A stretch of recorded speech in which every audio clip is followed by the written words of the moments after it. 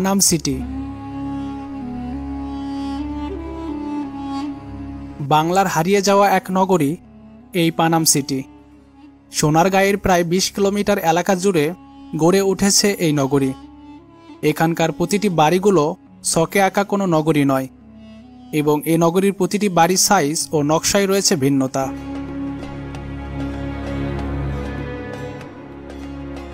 ভ্রমণ পিপাসু আজকের পর্বে দেখবেন পানাম সিটির ইতিহাস, ঐতিহ্য, কিভাবে আসবেন, সময়সূচি ও খরচসহ ভ্রমণের সকল খুঁটিনাটি তথ্য।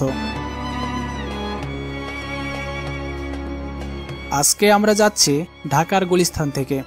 ঢাকার যানজট এড়ানোর জন্য আমরা সকালেই রওনা করি। গুলিস্তান থেকে দোয়েল কিংবা স্বদেশ বাসে করে মোগরাপাড়া চৌরাস্তায় এসে নামতে হবে। গুলিস্তান থেকে মোগরাপাড়ার ভাড়া ৬৫ টাকা। প্রতি ৫ মিনিট পর পর এইসব বাস গুলিস্তান থেকে মোগরাপাড়ার উদ্দেশ্যে রওনা করে।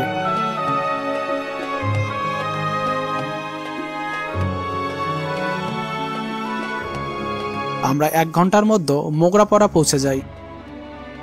সকালের নাস্তা মোগরাপাড়া থেকে সেরে ব্যাটারি চালিত অটোতে করে ২০ টাকা ভাড়ায় আমরা এসে পৌঁছালাম কাঙ্ক্ষিত পানাম নগরীতে। পানাম সিটিতে প্রবেশ মূল্য ২০ টাকা। সকাল ১০টা থেকে টিকিট বিক্রি শুরু হয়। আমরা ১০টার আগে পৌঁছানোর কারণে কর্মরত আনসার ভাইদের রিকোয়েস্ট করে এক প্রকার ফ্রিতে প্রবেশ করি পানাম সিটিতে। হারিয়ে যাওয়া এই নগরীতে পা রেখেই নিজেই যেন হারিয়ে গেলাম কল্পলোকের অতল তলে। এ কি এক অদ্ভুত বাস্তবতা, যা মানুষ মানতে বাধ্য। যে শহরে একসময় ছিল ধনী বণিকদের বসবাস, সেই শহরই যেন এখন পুরনো ইটবালির স্তূপ। যে বণিকরা তৈরি করেছিল শখের অট্টালিকা, তারা কি জানতেন এভাবেই বিলুপ্ত হয়ে যাবে তাদের বসতবাড়ি?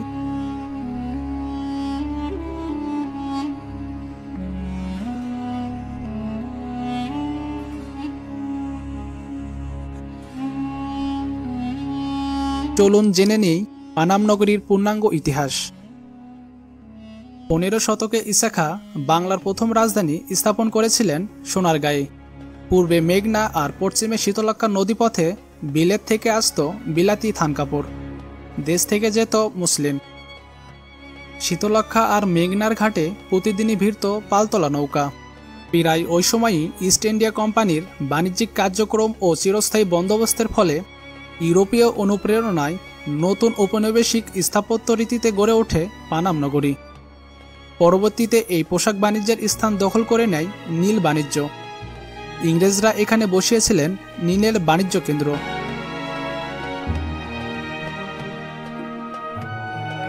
পানামের টিকে থাকা বাড়িগুলোর মধ্যে ৫২টি বাড়ি উল্লেখযোগ্য। পানাম সড়কের উত্তর পাশে ৩১টি আর দক্ষিণ পাশে ২১টি বাড়ি রয়েছে। বাড়িগুলোর অধিকাংশই আয়তাকার।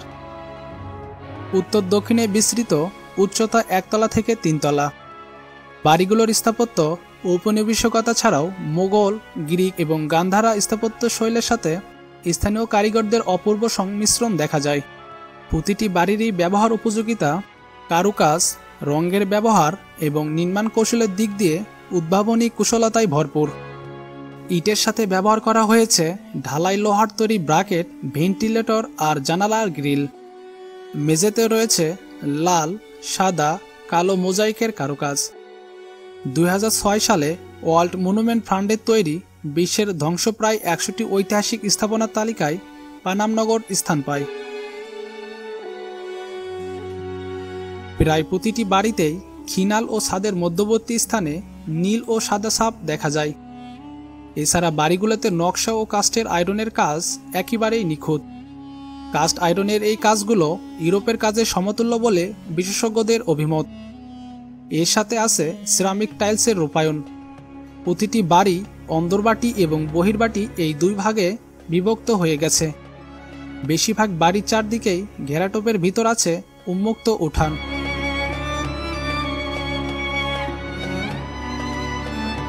পানাম নগরীর কল্পনাও ছিল নিখুঁত। নগরীর পানি সরবরাহের জন্য দুপাশে ২টি খাল ও ৫টি পুকুর রয়েছে। নগরীকে জলাবদ্ধতা মুক্ত রাখতে করা হয়েছে খালের দিকে ঢালু। প্রতিটি বাড়ি যেন পরস্পর থেকে সম্মানজনক দূরত্বে রয়েছে।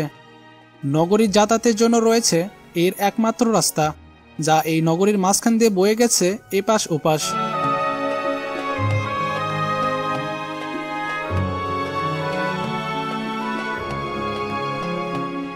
একবার পারস্যের খ্যাতিমান কবি হাফিজকে আমন্ত্রণ জানিয়েছিলেন তৎকালীন বাংলার সুলতান গিয়াসউদ্দিন আজম শাহ। বৃদ্ধ কবি হাফিজ সে আমন্ত্রণে সাড়া দিয়ে আসতে না পেরে একটা গজল রচনা করে উপহার হিসেবে পাঠান সুলতানকে। এই গজলের সূত্র ধরেই ফার্সি এক পর্যটক এসেছিলেন সোনারগাঁওতে আর মুগ্ধ হয়েছিলেন পানাম নগরীর সৌন্দর্য দেখে।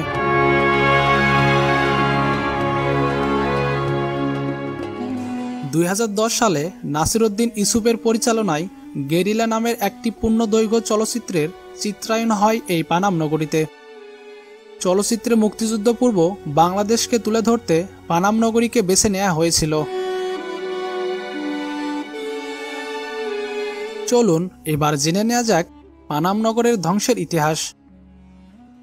মধ্যযুগে সোনারগাঁ বাংলার রাজধানী হওয়ার পর থেকে পানাম নগর ব্যাপক উৎকর্ষ লাভ করে, কিন্তু ব্রিটিশরা বাংলার নিয়ন্ত্রণ নেওয়ার পর থেকে এখানকার সম্ভ্রান্ত মুসলিমরা ব্রিটিশদের সঙ্গে অসহযোগিতা করায় ব্রিটিশরা এখানকার বাসিন্দাদের প্রভাব অধিপত্তি কমানোর উদ্যোগ নেয়। একই সঙ্গে তারা এখানে উচ্চবর্ণের হিন্দুদের পুনর্বাসন শুরু করে, ফলে এখানে হিন্দু ব্যবসায়ীদের অবস্থান তৈরি হয়। একই সঙ্গে অতীতে বসবাসকারী অনেক ব্যবসায়ী যারা ব্রিটিশদের সঙ্গে সহযোগিতা করেনি তারা ধীরে ধীরে এ এলাকা ছেড়ে যেতে বাধ্য হয়, ফলে পানাম নগরের বিস্তীর্ণ এলাকা ক্ষতিগ্রস্ত হয়, ভেঙে ফেলা হয় অনেক বাড়িঘর। এভাবে পানাম নগরের বিস্তীর্ণ এলাকা ধ্বংস হয়ে যায়। বর্তমানে পানাম নগরের রাস্তার দুই ধারে যেসব ভবন দেখা যায় তা মূলত ব্রিটিশদের সহযোগিতায় গড়ে ওঠা ঊনবিংশ এবং বিংশ শতাব্দীর হিন্দু উচ্চবর্ণের ব্যবসায়ীদের তৈরি। ব্রিটিশরা চলে যাওয়ার পর এইসব ব্যবসায়ীদের প্রতিপত্তিও হ্রাস পায়, যার ফলে ভবনগুলো ক্রমে পরিত্যক্ত হতে থাকে, ফলে আস্তে আস্তে তা চারপাশের লোক দ্বারা দখল হতে থাকে।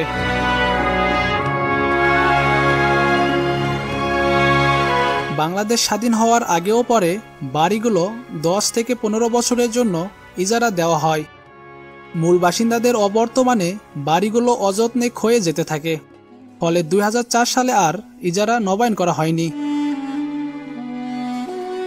অযত্ন আর অবহেলায় পানাম নগরের বাড়িগুলোতে শ্যাওলা ধরেছে, ভিতরের পরিবেশটা স্যাঁতসেঁতে গুমট, বাড়িগুলোর দেয়ালে গজিয়েছে গাছপালা, অনেক বাড়ির ভিতরে ঢুকে গেছে গাছের শিকড়, অনেক ঘরের চৌকাঠ ও রেলিং খুলে পড়েছে, চুরি হয়ে যাচ্ছে কড়িকাঠ ও তক্তা, ফলে বিভিন্ন সময় বাড়িগুলোর ছাদ ধসে পড়ছে।